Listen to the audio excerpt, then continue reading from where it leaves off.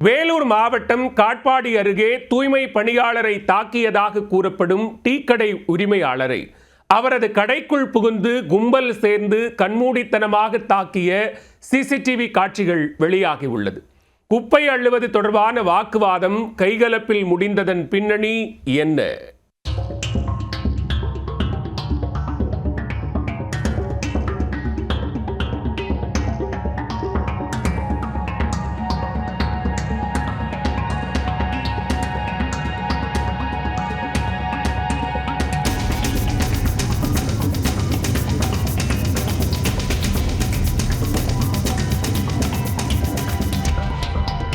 கடையை சுத்தம் செய்ய சொல்லி தூய்மை பணியாளரை தாக்கிய டீக்கடை ஓனர்.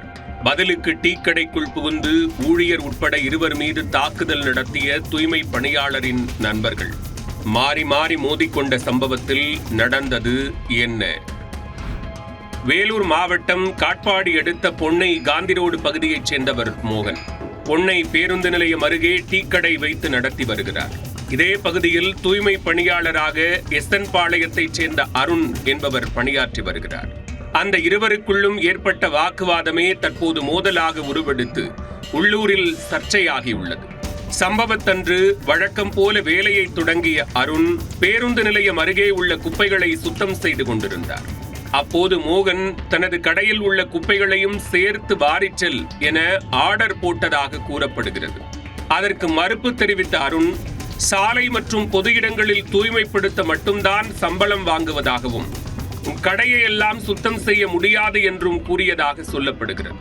அதை கேட்டதும் ஆத்திரமடைந்த மோகன் வாய் தகராறில் ஈடுபட ஒரு கட்டத்தில் தூய்மை பணியாளர் அருணை தாக்கி காயப்படுத்தியுள்ளார். இதுகுறித்து அருண் கொடுத்த புகாரின் பேரில் பொன்னை போலீசார் வழக்கு பதிவு செய்து விசாரணையை தொடங்கினர். இதனிடையே எஸ்என் பாளையம் கிராமத்தைச் சேர்ந்த 5 இளைஞர்கள் காயமடைந்த அருணின் நண்பர்கள் என்று கூறிக்கொண்டு டீக்கடைக்குள் நுழைந்து மோகன் மற்றும் அங்கிருந்த மற்றொரு ஊழியரை பதிலுக்கு சரமாரியாக தாக்கியுள்ளனர். இந்த சம்பவத்தின் சிசிடிவி காட்சிகள் வெளியாகியுள்ளது. தூய்மை பணியாளரை தாக்கியதற்காக மோகன் கைது செய்யப்பட்டுள்ள நிலையில் மோகனை தாக்கியவர்களையும் பிடித்து காவல்துறையினர் விசாரித்து வருகின்றனர்.